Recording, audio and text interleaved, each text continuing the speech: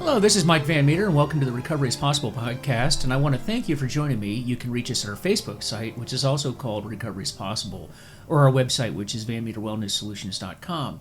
This podcast exists to educate the public about addiction, remove the stigma associated with addiction, and offer help and support to those suffering from addiction. And I also want to bring to you our sponsor. This episode is sponsored by FHE Health, a substance abuse and mental health treatment center specializing in treatment for first responders' needs, including PTSD, anxiety, and substance use. So take the first steps to a better life today by visiting FHEHealth.com. Okay, so today we are going to be talking about suicide awareness, and suicide prevention. And I want to introduce to you guys an old friend of mine, Paul Bertrand, who taught with me when I was an instructor down at the FBI National Academy. We kind of knew each other somewhat. I don't know that we were friends at the time. We were co-workers. The Academy's kind of a weird place because there's so many different units and so many different instructors. And so I knew of Paul, he knew of me. I started with New Agents and Analysts and then moved over to the National Academy. And Paul had been over there for quite some time, and Paul will talk about his background, but he was at the academy, left, and then came back, and so we were kind of passing one another in the night, so to speak. But he taught leadership issues, and he'll talk about that, and then got into some wellness issues, and his specialty is on the suicide side of the house, and that's obviously an important subject, something that is directly connected to addiction, which is what we primarily talk about on this program. However, we want to talk about the great work that Paul is doing and the organization LivingWorks that he is working with now. So with that, Paul, welcome to the program. Hey, thanks for having me, Mike. It's nice to be here with you. Yeah, well, he's here in person, so we're sitting down having a cup of coffee in January here in the Washington, D.C. area, so it's really, really cold and dark out. So we figured, hey, we'll just do a podcast. How's that? So let everybody know a little bit about your background, who you are, and what brought you to this type of work.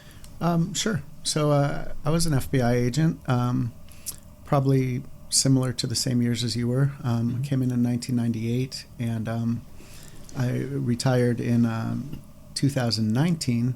And then came back to the academy as an instructor for 2 more years. And so I just left the FBI Academy in June of 2021. But while I was in the Bureau, I was a white-collar guy for my investigative career. About 14 years out of my 23, I was either a white corporate fraud, securities fraud type investigator, or I was a squad supervisor for bank and mortgage fraud squad for 3 years. But then following that was all in Los Angeles field office. Then I came over to the FBI Academy and had a couple of different jobs at the Academy, but my the most time I spent was teaching National Academy, and that's where I was teaching leadership for law enforcement and leadership, ethics, and decision-making.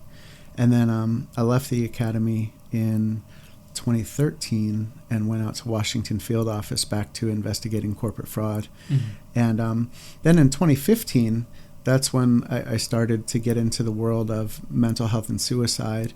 I had become an employee assistance program peer in the Washington field office, and I came into the Bureau with a master's degree in counseling that I'd gotten back in 1996. And of course, I had never practiced as a counselor, but had the degree. And so I started being a peer, and then a job opening came up where they were looking for a regional program manager for the employee assistance program to oversee the employee assistance program for the Northeast and the Mid-Atlantic part of the country. And actually at that time it was just for the Northeast, but I applied for that job and I ended up getting that job. And so once I started dealing with employee assistance full time, then my job became to oversee and to promote the mental health and wellness of FBI employees. And it was during that time, in April of 2016, I went to a class called ASSIST.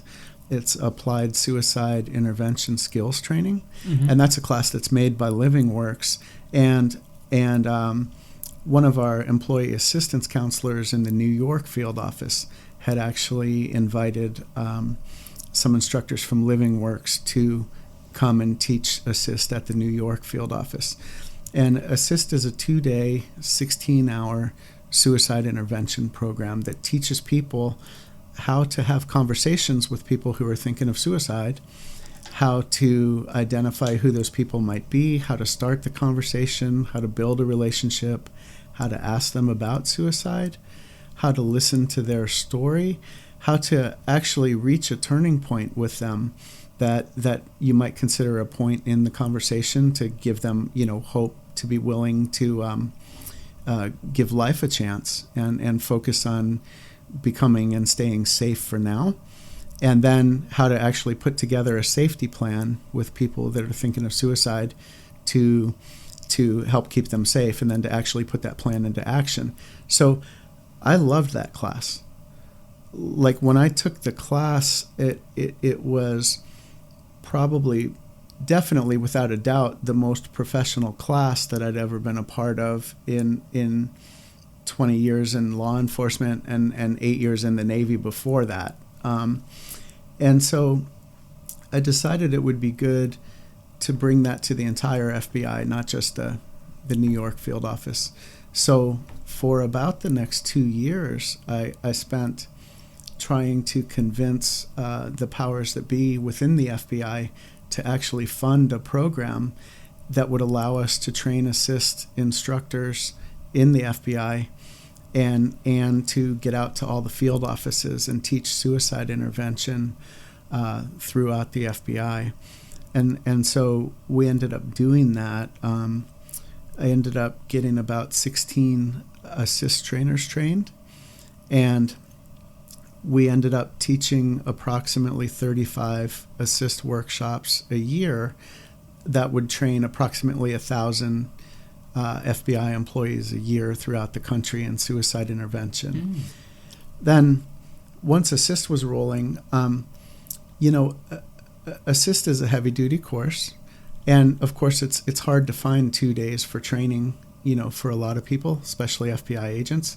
It did happen where we'd show up at field offices to teach, and then there might be a kidnapping or something in the office that day.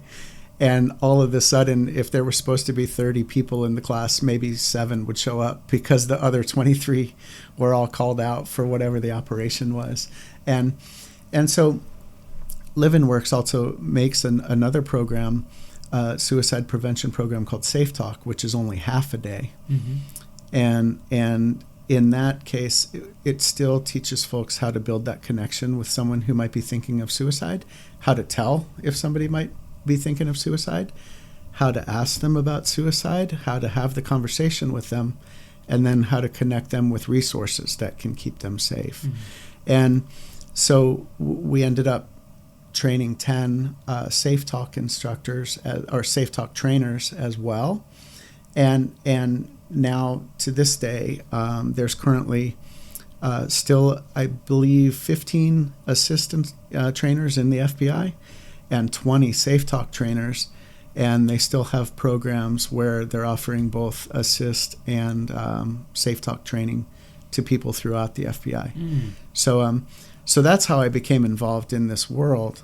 And then when I left the FBI in June, I came to work for LivingWorks Education, and currently my job is a military community development consultant, and so I work with my boss and my boss's boss, and we essentially help military installations throughout the world create networks of safety and suicide prevention training programs on their military installations. Well, did you have, now you trained as a counselor yes. going into this. So did you just kind of fall into this field with suicide prevention, or what prompted you to have an interest in that? Sure. So it's interesting that sometimes we don't realize what's all around us all the time. Right. And I would say thoughts of suicide are one of those things that are all around us all the time. and yet it's never talked about. Right. It's never acknowledged. It's never publicized. And once I got into the world where mental health and well-being was my job, it became very clear that a lot of people in the FBI were having thoughts of suicide, among other mental health type problems, and that a lot of the people within the employee assistance program, in that program at the time, there was about 16 licensed mental health clinicians in the FBI, including a psychiatrist, and it was a peer-based program, and so there was approximately 500 to 600 peers scattered throughout all the 56 field offices and headquarters and across the country, and a lot of those folks were talking to people who had thoughts of suicide, among other things. And so I guess it's when I got into the work that I realized that, okay, this is all over the place. And, awareness is one thing. And when you hear about suicide prevention and law enforcement, a lot of it focuses on awareness. But I think if you were to talk to any cops today, they're aware of suicide. Oh, yeah. And they're aware that the problem's out there, and they're aware that it probably would be better to talk to someone who can help them if they're having thoughts of suicide. The trouble with that is that awareness isn't skills, and people don't kill themselves in the counselor's office. People kill themselves where they are, in the communities that they're in at the time. That could be the workplace, it could be the home, it could be wherever the organization is. But people who are suicidal and are thinking of killing themselves have relationships with people, and they talk to people, and they go to work, and it's those people that, if they have the right training, would understand what to notice, what to look for, and more importantly, how to have that conversation with somebody that they think is suicidal. More often than not, people don't want to have that conversation. Yeah. They either might not know the person's even talking about suicide, or if they do know the person's talking about suicide, I ask people all the time, do you have any drama in your family? No. Amongst all your relatives, around the Thanksgiving table. Might be easier to ask who doesn't have drama. Exactly. Yeah. And yet, sometimes when we become overly familiar with people, we might tend to dismiss thoughts of suicide because it doesn't fit a stereotype we have in our head of what a suicidal person might look like. Sometimes you might even hear people say things like, "Oh, don't worry about that. They're just overly dramatic." "Oh, don't worry about them. They say stuff like that all the time." But yet I know of people who've been walking around the office for 15 years talking about suicide before they actually went through with it. Right? It's crazy. And then, of course, there's the discomfort of the whole thing. I mean, we're taught to be polite and not to be nosy. And so you can imagine, I mean, we're even taught, like, keep business, don't talk about the personal stuff. Right. And so you can imagine how much courage it takes to work up to having a conversation with somebody you think might be suicidal. And yet people aren't trained how to do that. What would you so what ends up happening is that people avoid the conversation. There used to be a joke, like walking through FBI headquarters, that every single person you pass in the hallways doesn't make eye contact. They just look at the floor or look at the wall. I don't know that that's a joke. There's a lot of truth to that. Yeah, absolutely. And it's that thing, like, nobody wants to get involved. Nobody wants to see how anybody else is doing. They just want to get to their desk, do their job, and go home. Right. And I mean, to really have fun, I did this whole bunch of times where I just look every single person in the eye and tell them, "Hi, how you doing?" and it's crazy just to watch the reactions, but that avoidance is real, right? And so what happens is when people hear about a suicide training program, a suicide prevention training program, they just automatically assume that it's to try to identify who is suicidal. They'll even say things to me like, "Oh, do you mean like you're going to train everybody so that if people need help, they'll reach out for help?" And that's when I try to tell them, no, I want to teach you how to have a conversation with somebody that's thinking of suicide and keep them alive, keep them safe. And the goal in these programs is similar, that we've trained millions of people throughout the entire United States now, not only how to do CPR, and now they even have that chest-only CPR and all the rest. It keeps evolving. But now we also have AEDs everywhere. And so the chances are, if you're in a public place or a park or a building or wherever, there's not only an AED nearby, but there's somebody that's been trained in CPR. It's even a requirement for school teachers. Yeah. Right? And so along the same lines, the Red Cross and American Heart Association have been wildly successful in keeping people alive by doing these training programs. With suicide, if we could get enough people to recognize when someone's thinking of suicide and actually have the skills to have the conversation with them, then they can connect them to those resources. But that's really a difference there between awareness and skills training. So are you seeing an increase in the problem? What's the lay of the land right now? I mean, we've just gone through certainly a year and a half now of lockdowns and a couple of years of turmoil.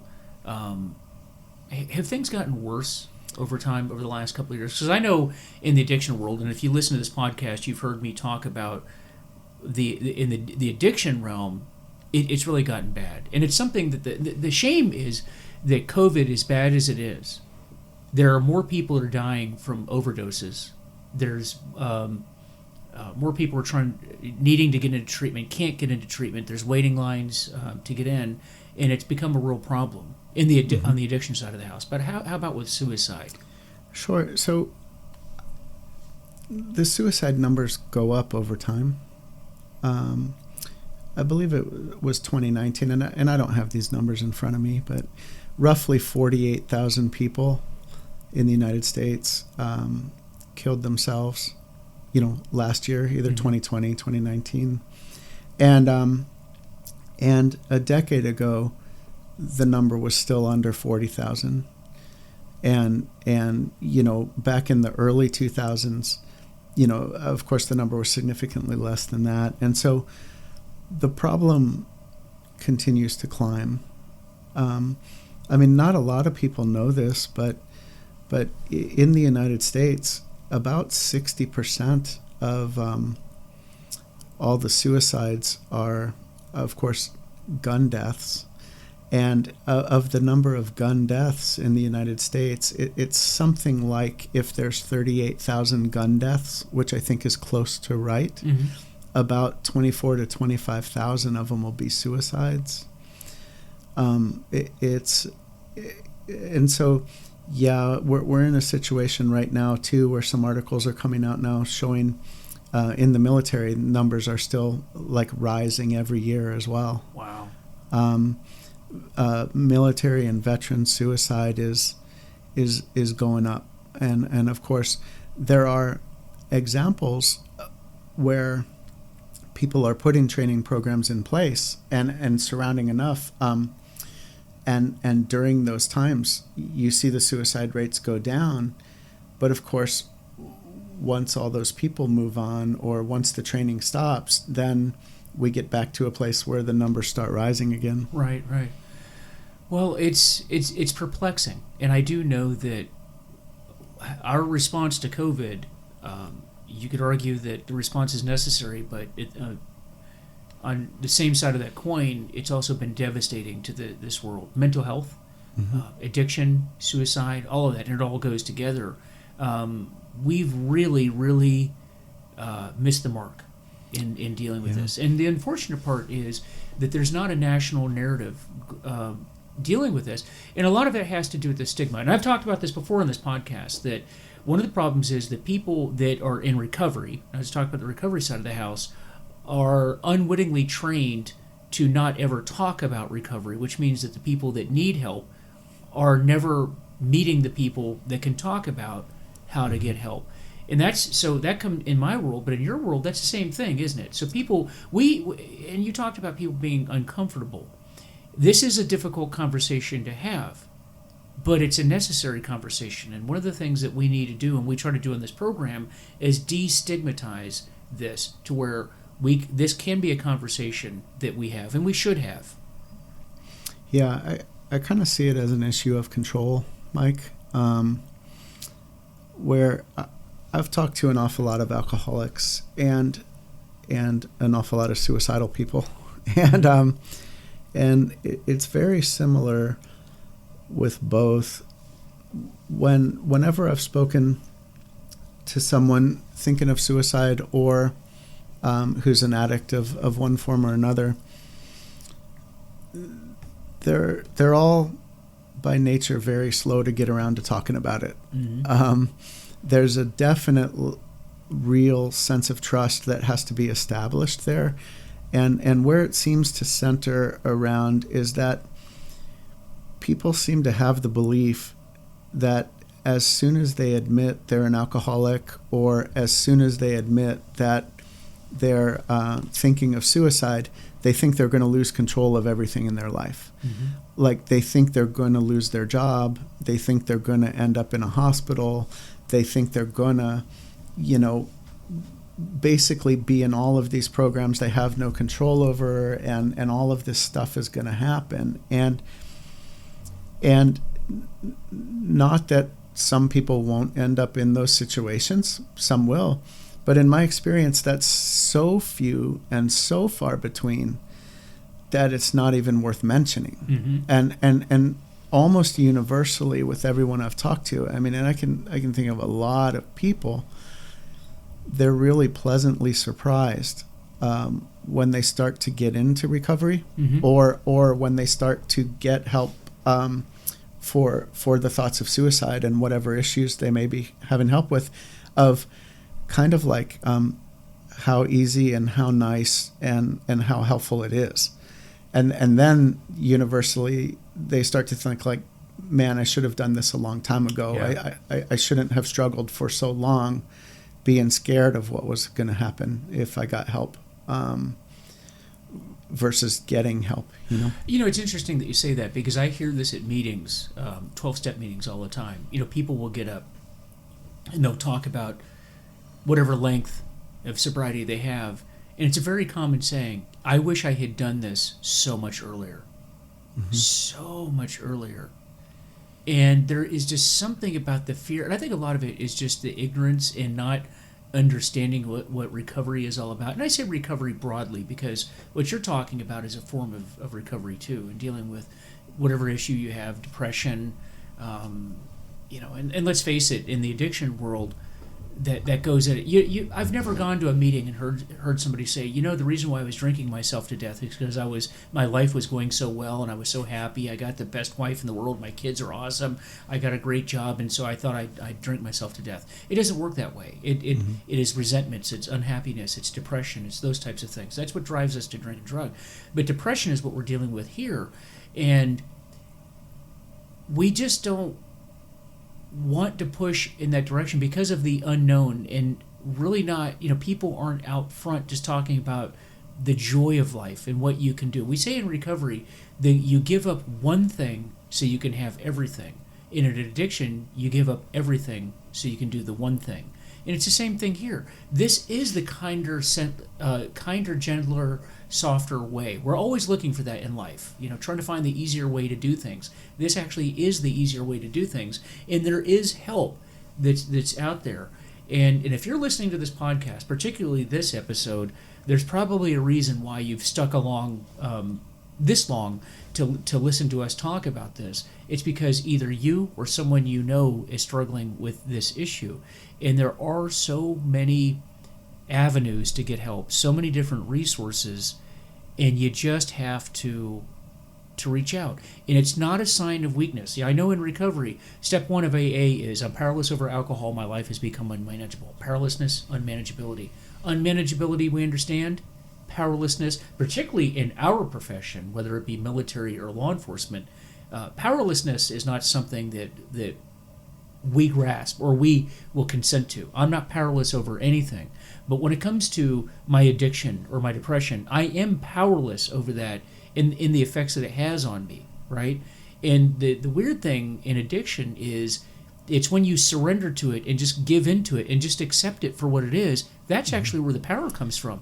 Because then you get better. You know, I'll tell you what, I got victory over alcohol when I stopped fighting it, which is weird. It's not intuitive, but that was where the beginning. As long as I fought it, it was beating me. Mm-hmm. It's when I just accepted it and surrendered to it, then and only then could I listen, right? To do that. Is it the same with you? I don't think people realize until they're faced with a decision that's that hard, how much courage it takes to say that you need help with something.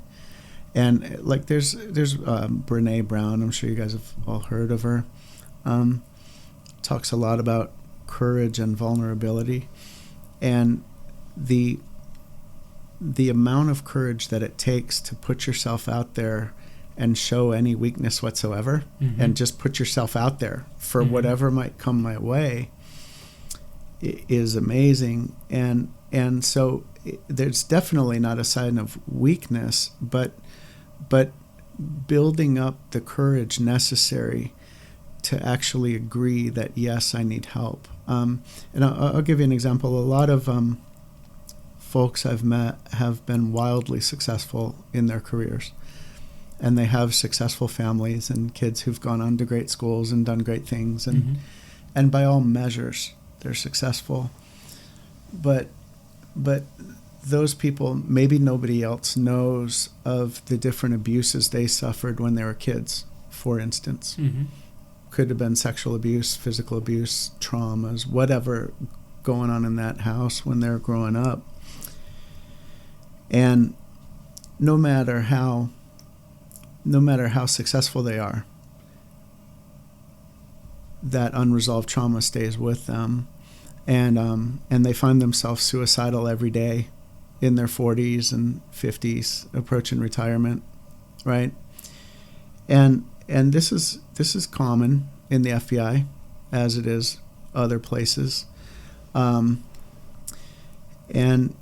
a lot of those folks will be self-medicating for years, mm-hmm. because it's way, way, way, way easier and less scary for them to go someplace by themselves and self-medicate with a few trusted friends than it is to actually face the demons, that are left over from the past traumas, right? Mm-hmm. And so when I have relationships with people, and the people I know have relationships with people, there's really a lot to accept in them where they are and understanding. Like, I'll start off, I know on the first call with someone that alcohol's a big part of the problem. Mm-hmm. Right? Yeah. But I'll come across with a question like, hey, Mike, so, this and that and this and that and this and that, I got your story, right? And I just noticed in there that alcohol came up. Let me just ask you, is alcohol something we need to worry about it? Or was this just a one-off, you had a drink or two and got popped for the DUI? Mm-hmm. And without fail, it's, oh no, alcohol's not the problem. It's just one or two got the DUI. Okay, no worries. But we'll continue talking over time, and all of a sudden the alcohol is coming up a little more. And what's interesting is almost without fail, within a few months, then it's, hey, Paul, I really need rehab. What do we have to do? Yeah. right? But I've found through the going slow, building trust approach is then people might actually ask for help rather than being badgered into it. And in like the EAP world, I found that people just won't come see you again if you badger them into it. It's all about trust and relationships. And that relationship, yep. You know. Yeah. So similar with suicide, somebody has to know that their whole world's not going to end if they mention suicide before they mention suicide. And so sometimes you got to talk to somebody for a while, have a relationship with them. And then you'll hear things like, yeah, all I think about is suicide every day. Okay, good. So now we're there. So now we can deal with that. So let's start talking about how all the ways we're going to keep you alive. Because when someone's willing to talk about suicide, that's nice. It shows just from that they want to live. Mm-hmm. And in fact, I say this all the time. I've never met anybody that wants to die. I've only met people who want the pain to end. I've only met people who want the messed up situation they're in to end. And they can't figure out how to make that end without ending themselves. Right. So it's this conundrum over, do I take myself out to get rid of the pain? But of course, if they do complete a suicide, then they never get to live without the pain. It's weird. It's like a victory you can never have. Yeah, and I think it's important to get to the root cause of why are we feeling this way? Is it a chemical imbalance? Are there things that we can do to correct that? Is it a life situation? Is it a momentary? Maybe you're going through a divorce. Maybe you went through a job loss. Maybe there's some tragedy that happened, and talking about that. And there's different ways that we can get there. Substance abuse is another way that we can get here. Alcohol, for example, I always talk about, alcohol is a depressant. And a lot of people, when you point this out to them, it seems obvious, it seems intuitive, but it's really not when you're in the mix of it. We get very depressed. So we're very upset. So what do? We drink. What is alcohol? It's a depressant. Right. And I've talked about this before on this podcast, that when you drink alcoholically, you're not absorbing certain vitamins and minerals, the B series of vitamins, 1, 3, 6, and 12. Serotonin levels drop because you're not sleeping properly. GABA levels drop. All these different things drop. And so you're compounding the depression issue. You had depression, and now you're making your depression worse because you're putting a depressant in, and then you're not getting in and retaining the vitamins and minerals that would help you get out of this rut. And it's just this self-fulfilling prophecy. And it's amazing, how many people come into a treatment center, for example. Most people I interview when they come into the treatment facility that I'm working at right now, suicidal ideations are a part of their story. Mm-hmm. It's almost a given when people come in. But it's amazing when you get people sober for a period of time, how that then starts moving off of the table. Yeah, there's a lot of similarity there with what you're saying. If you there are lots of reasons people consider suicide. Mm-hmm. Of course, loss is a very common one. It can be loss of relationship, loss of financial security, loss of friendships, loss of perceived future, like mm-hmm. failure, loss of opportunity, whatever.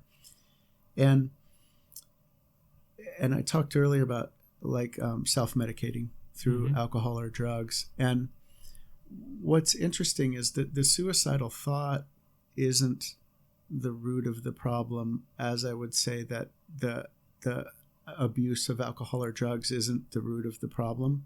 Right. It's a symptom. Right. Yeah.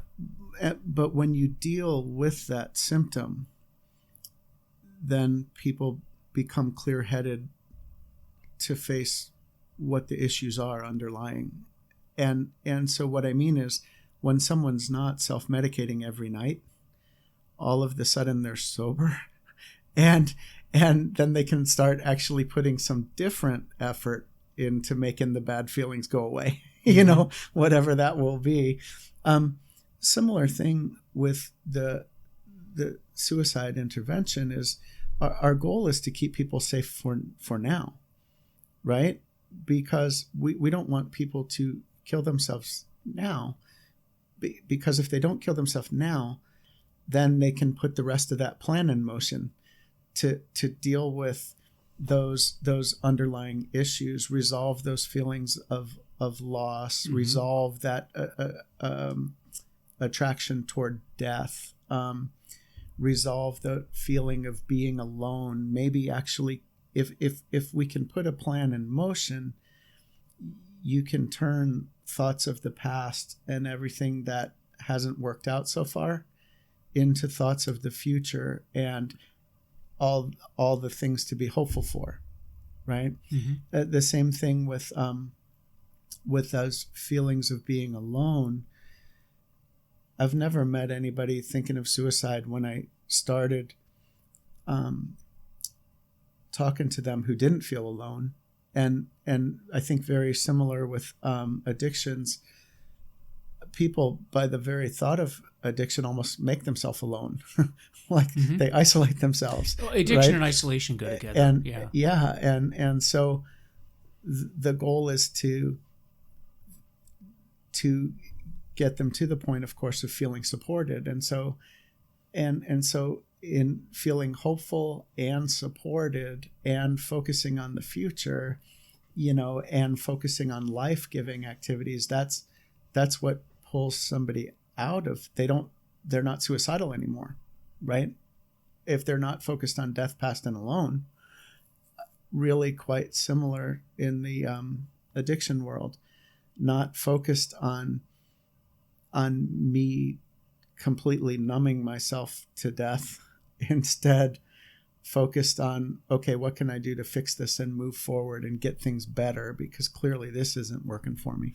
Yeah, and let's make no mistake about it. Addiction, if you're listening to this podcast and you are suffering from addiction, there's a progression. Addiction is a progressive disease. Big book of Alcoholics Anonymous talks about jails, institutions, death. That's what will lead to it. It's a slow form of suicide. Addiction is a slow form of suicide. And so the same principles apply. And what do? You talked about isolation. First thing we do is to get you out of isolation and put you into community. That's what the fellowship is all about. That's why there's this constant emphasis of meetings, togetherness, group, sponsors, hope. You know, we talk about experience, strength, and hope. Experience, strength, and then the hope for the future. We're always looking towards, you know, being in the present, where we are now, with the idea that we're going to carry this forward into a better life, the future. Do you know what I love a little saying, which is that the only thing in our entire lives we can control is what we're doing right now. That's right. That we literally never know if we're going to have tomorrow. And we obviously can't change. We don't know if we're going to be alive at 8 o'clock tonight. Right. We really don't. You would think, well, that's kind of morbid. No, but really, we don't know. And I think if people would put more thought into that, what am I doing right now?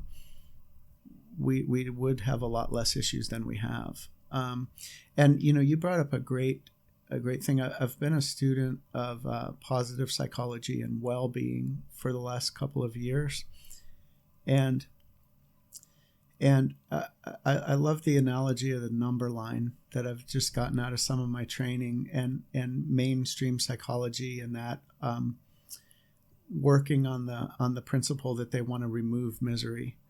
Like, if we can just remove depression from people, if we can remove anxiety, if we can remove the bad stuff, people will be happy. And of course that's not true. If you look at that number line, maybe somebody's suicidal or addicted. You might consider them at their bottom, down there around that -10.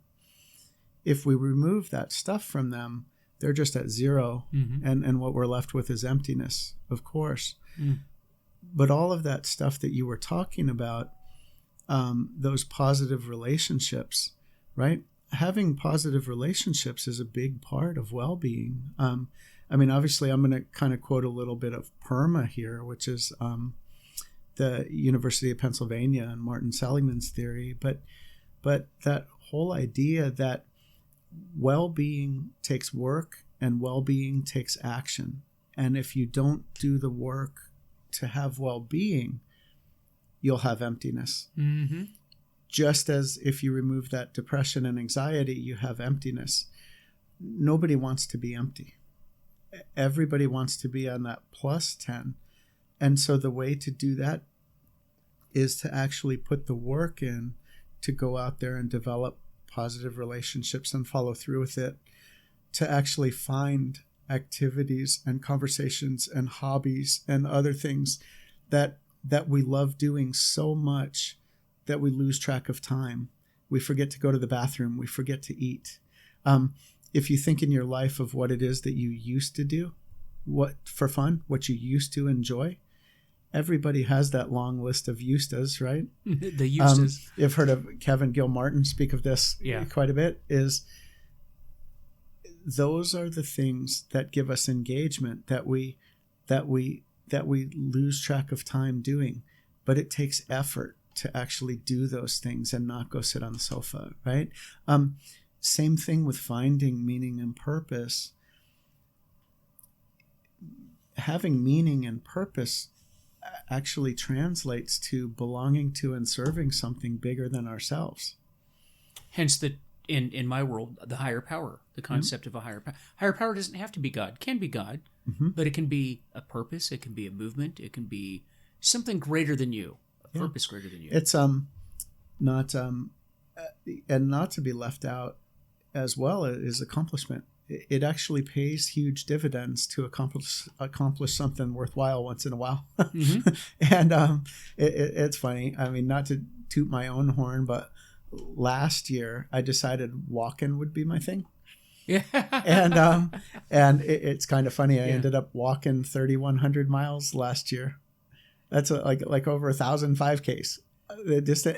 And what's interesting of it is it takes effort, but along with all of that, positive emotion, positive relationships, engagement, accomplishment, meaning, purpose, once you put in the effort to do that, it's not easy, but then you own it and nobody can take it away.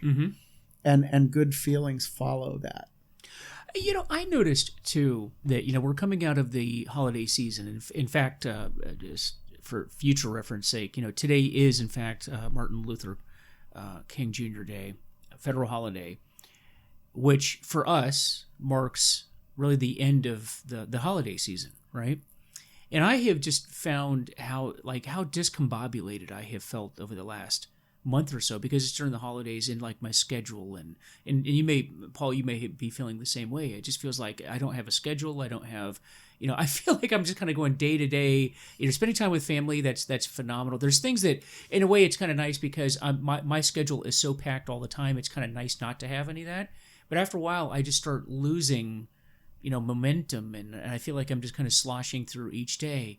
And I've noticed that, like, starting today, getting up and having that schedule and having that list of things to do, and this is like what you're talking about, accomplishment, because it doesn't have to be a degree. It doesn't have to be walking through 3,100 miles or doing that Ironman triathlon. It can be, if that's your thing, then do it.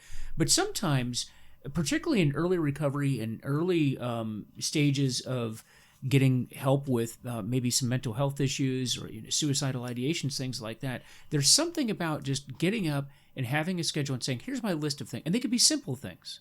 You know what? Maybe in the beginning, like in the treatment center I work at, for a lot of the patients that come in, they've not had a schedule in a very, very long time that they've had to adhere to.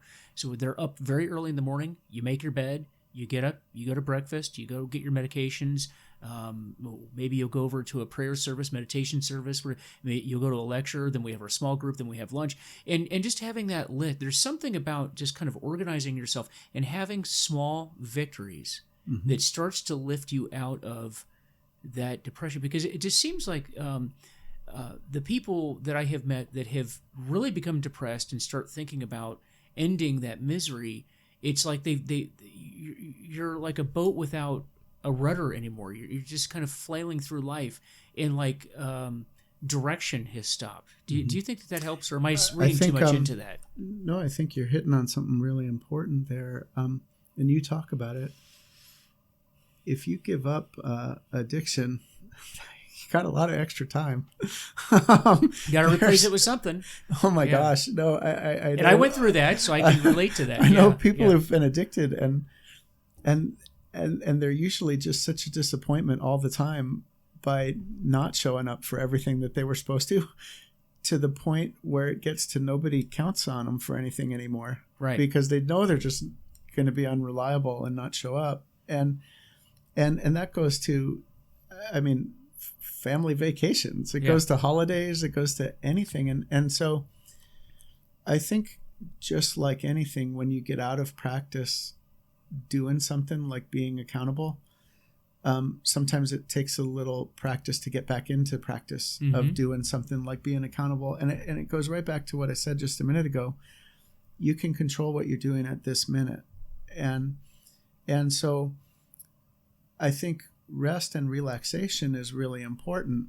And it just ought to be conscious that at this moment, I want to be resting and relaxing, right? But the rest of the time, I think it's pretty easy to just ask ourselves, is what I'm doing right now productive? Even if it's rest and relaxation, or is it unproductive? Am I adding to the quality of my life, or am I taking away from the quality of my life right now? You're either working towards help, or you're working away from it. Just like you were, in recovery, we're always talking about you're either working away from a drink or you're working towards a drink. Even our physical health, every single day that goes by, you're either getting healthier or you're not. But we're never. One thing we do know is you're never in the same state every single day.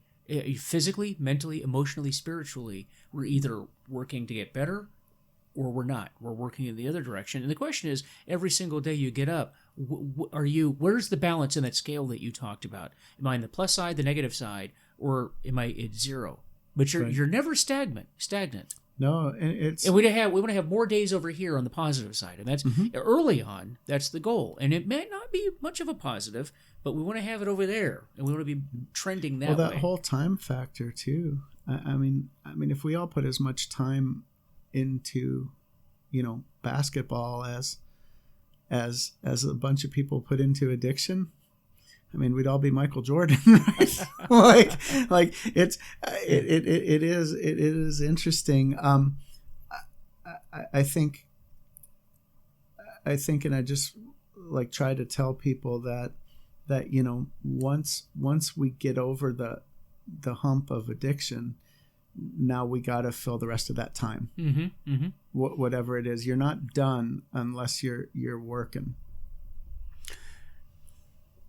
And you will find that it does open up so many different doors. And I like the idea of, finding something to occupy your time, and particularly something that makes time go by and you're not even aware of it. I know for me now, and how we do this will manifest itself depending on the person, their interests, their physical abilities, things like that. When I first got into recovery, I got into running, cycling, triathlons, things like that. Not good at it. I used to joke all the time that if you and I sign up for a race, the nice thing is you won't be in last place. That's always the nice thing about it.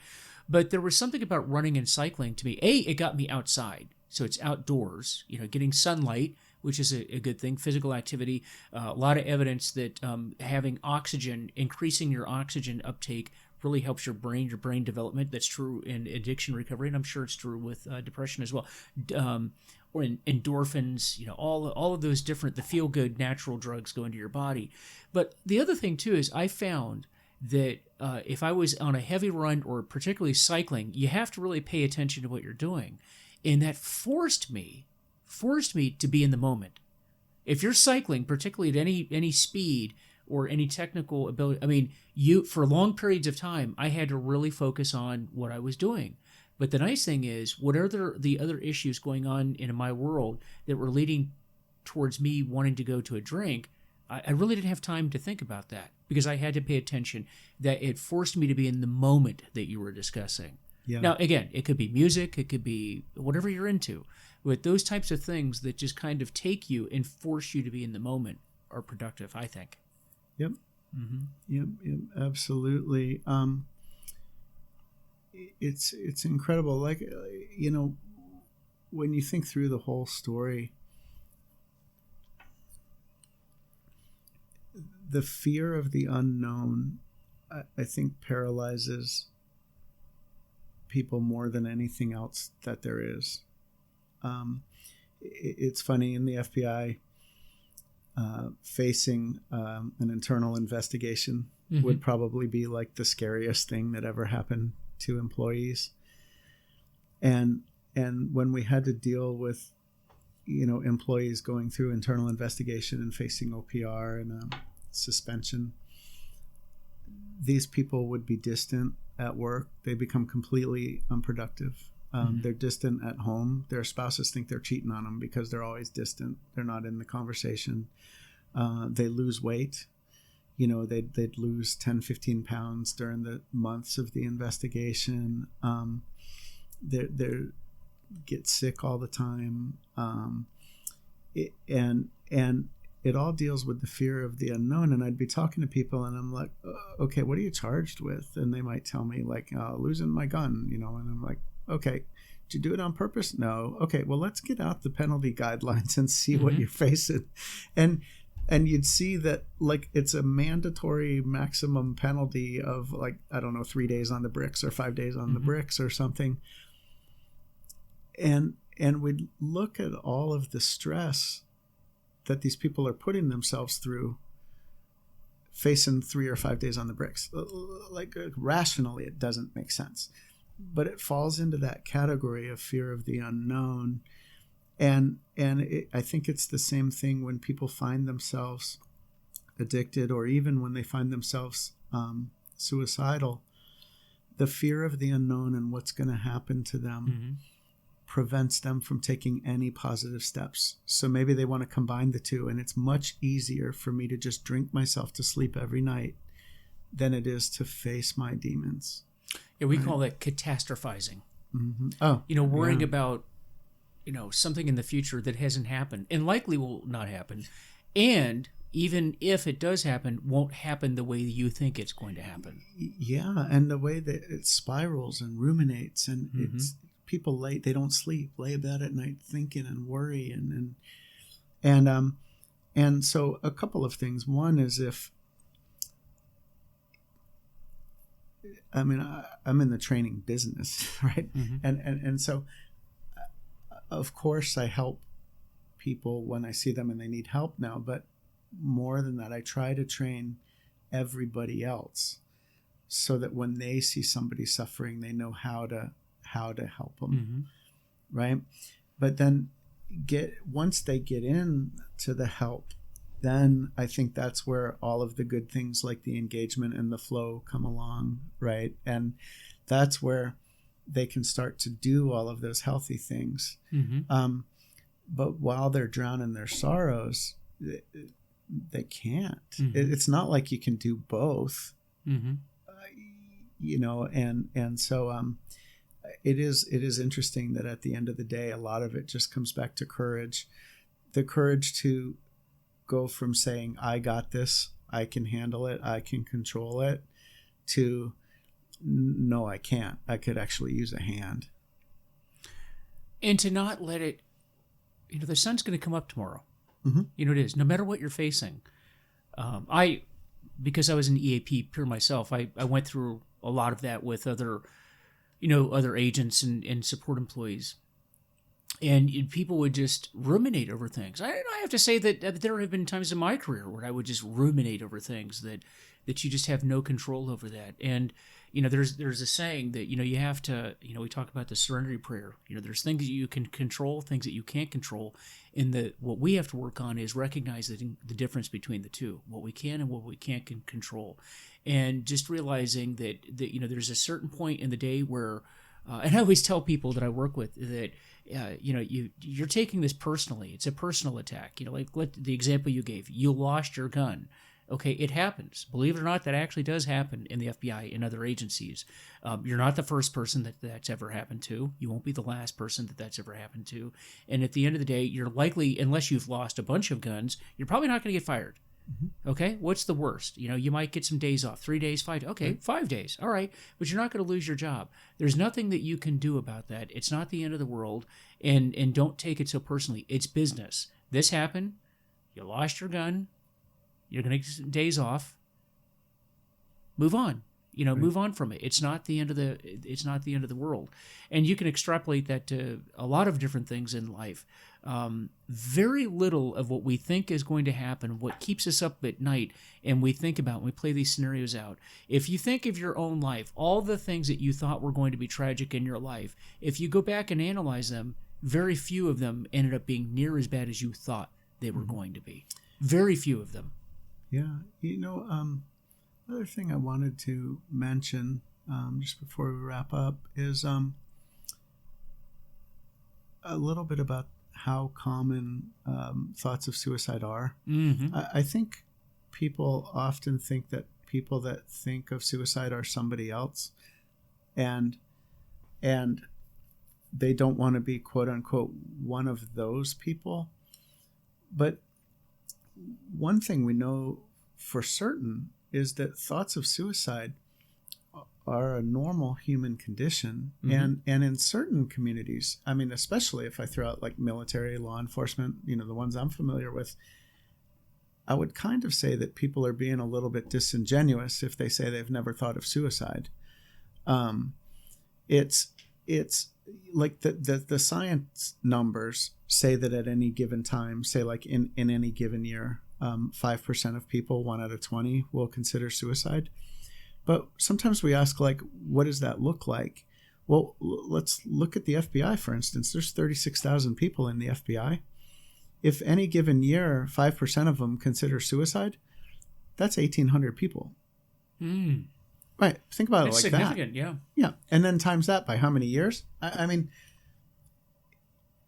there's a lot of opportunity out there. And so clearly,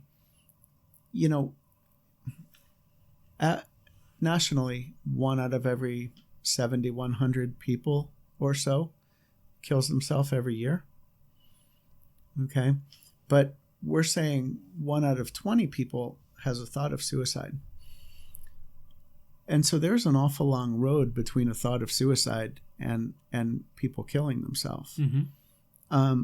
The odds are overwhelming that people that are thinking of suicide are not going to kill themselves. Mm-hmm. But some are, mm-hmm. right? And so what I would love to see happen is if enough stigma was removed to say, like what's happened with domestic abuse or child abuse over the years, how it used to be somebody else's business and we don't talk about that, and now anybody would talk about it. That we have, nobody keeps it a secret, right? Thoughts of suicide are so normal that kind of like, I want to say, like everybody's doing it at one time or another.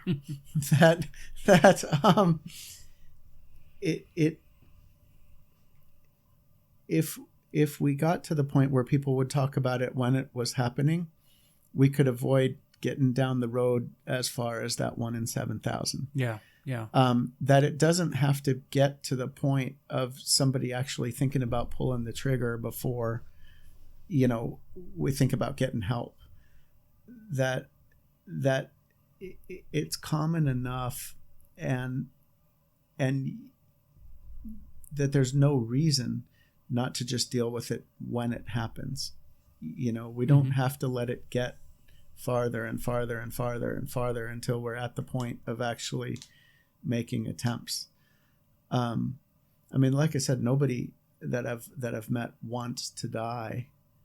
That's they not just want to end the pain. Yeah, it's that first thought of suicide, which is, hey, yeah, this is bad in my life and that's bad and the other thing's bad. Gosh, maybe it'd be better if I just didn't wake up. Yeah. Gosh, man, this could all go away if I just wasn't here. Right. Gosh, they would all be better off if I wasn't here anymore. I'm just a burden.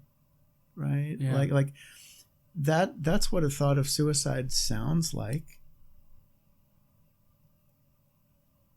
it's not like a special thing that is complicated, right?